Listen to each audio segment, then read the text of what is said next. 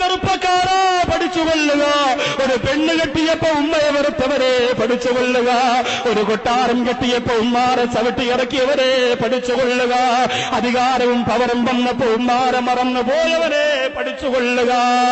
മുഹമ്മദ് ഇബ്നു മുൻകദിർ റളിയല്ലാഹു അൻഹു വീടിന്റെ മുറ്റത്ത് വന്നിട്ട് അന്നഹു യസ്നഉ ഖദ്ദഹു അലൽ അർളി, ഭൂമിയുടെ മുകൾ ഭാഗത്തേക്ക് തന്റെ കവിളങ്ങോട്ട് ചേർത്ത് വെക്കുകയാ.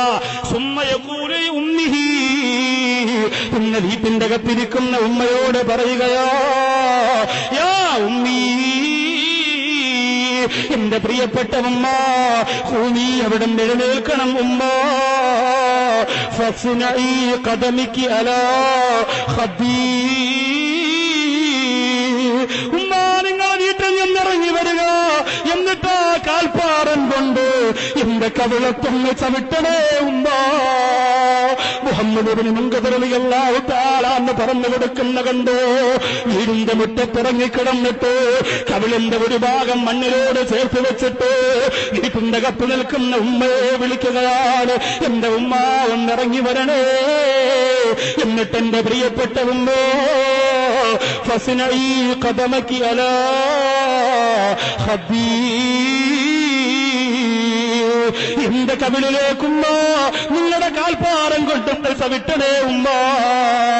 തുല്യതയില്ലാത്ത മാതൃസ്നേഹമാണ് ചെറുപ്പക്കാരാണ്. ഇന്നുമ്മയാണോ ചവിട്ടുന്നത്, മക്കളല്ലേ ചവിട്ടുന്നത്? 15 വയസ്സുള്ളവൻ വീട്ടിന്റെ കത്തിട്ടുമ്മായ തട്ടിക്കളിക്കുന്ന കാലഘട്ടമാണ്. 20 വയസ്സുള്ളവർ ഉമ്മയെ കൊണ്ട് ബാത്റൂം കഴുകിക്കുന്ന കാലഘട്ടമാണ്. 22 വയസ്സുള്ളവർ പ്രിയപ്പെട്ട ഭാര്യയോടൊപ്പം യാത്ര പോകാതിക്കുമ്പോ വീട്ടിന്റെ കത്തുമ്മയോട് വാക്ക് ചോദിക്കാതെ ഇറങ്ങിപ്പോകുന്നു. നിന്നെ പോറ്റി വളർത്തിയ, നിനക്ക് വേണ്ടി കട്ടപ്പെട്ട, നിനക്ക് വേണ്ടി കണ്ണീരൊടുക്കിയ പ്രിയപ്പെട്ട ഉമ്മയരാ, നിന്റെ നന്ദികേട് ഓർത്തുകൊണ്ട് പൊട്ടിക്കരയുകയാണ്. ആ ഒരവസ്ഥ വരല്ല പോരെ, ആ ഒരു രംഗം പറല്ല പോരെ. 8 വർഷം മുമ്പ് പത്രത്തിലൂടെ വന്ന വാർത്ത നിങ്ങൾ വായിച്ചിരിക്കുമല്ലോ. ചെറുപ്പത്തിൽ ഉപ്പ മരിച്ചുപോരെ പ്രിയപ്പെട്ട കുഞ്ഞിനെ വളർത്തിക്കൊണ്ടുവരികയാണ്. എന്റെ മോനെവിടെയും തോക്കാൻ പാടില്ല, എന്റെ മോനെവിടെയും പരാജയപ്പെടാൻ പാടില്ല എന്ന് പറഞ്ഞിട്ട് വാപ്പയില്ലാത്ത സങ്കടമറിയിക്കാറ് പൊന്നുമോനെ വളർത്തിക്കൊണ്ടുവരികയാണ്. ഉമ്മ, നിങ്ങളുടെ സ്നേഹത്തിന് പകരം വെക്കാ ഞങ്ങളുടെ കയ്യിൽ തരാനൊന്നുമില്ല ഉമ്മ. ഒരു 100 ദിവസം ഇതുപോലെ നിന്ന് പറഞ്ഞോളൂ ഷാറുമാക്കളിക്ക് ഉമ്മയെ കുറിച്ച് പറഞ്ഞു തീർക്കാൻ കഴിയില്ല. ഒരു 100 കോടി ദിവസം നിങ്ങൾ പ്രഭാഷണം വെച്ചാൽ ഉമ്മയെ കുറിച്ച് തന്നെ പറയാ ഞാൻ ഒരുക്കമാണ്. അത്രത്തോളം സ്നേഹം നിങ്ങൾക്ക് മാത്രമല്ലേ കാണിക്കാൻ പറ്റുള്ളൂ.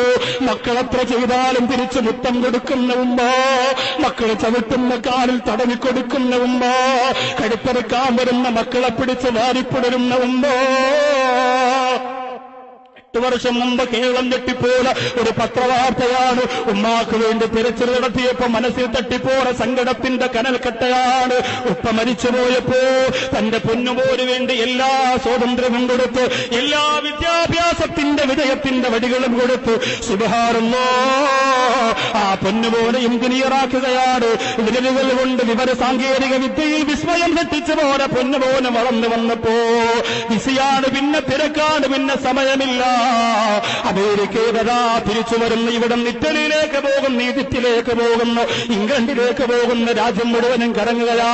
വിവര സാങ്കേതിക വിദ്യകൾ കൊണ്ട് വിസ്മയം തീർത്തു പോരാ എഞ്ചിനീയറായ പൊന്നുപോൽ ഒരു ദിവസം രാത്രിയിൽ തളർന്ന് വീട്ടിൽ വരുമ്പോ തന്റെ മാറാവ് ഉണ്ടാക്കി കൊടുത്ത കറിക്ക് രുചി പോരെന്ന് പറഞ്ഞ് ആ മാറാവിന്റെ ചുവരിൽ തലപിടിച്ചിട്ട് ഇടിച്ചു കൊന്നു കളഞ്ഞ ഈ കേരളത്തിന്റെ ശാപമല്ലേ ചെറുപ്പക്കാരാ?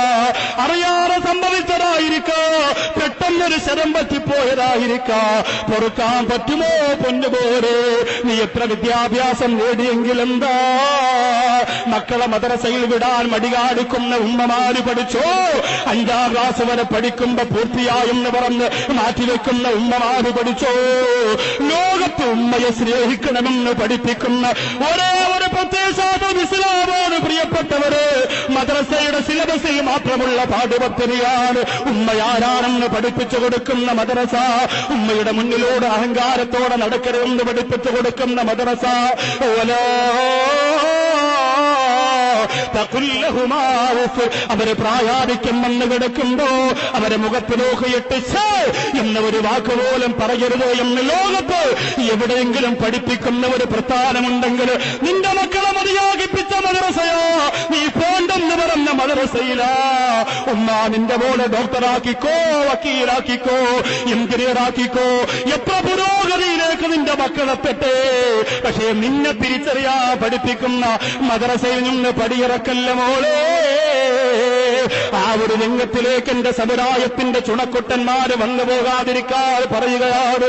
മുഹമ്മദിനെ മുങ്കതിറങ്ങിയല്ലാഹും കവിളുകൊണ്ട് വെച്ചിട്ട് ആ കവിളിന്റെ മുഖത്ത് കുമ്മഴ വിളിച്ചിറക്കിയിട്ട് ചവിട്ടാൻ പറയുകയാണ്.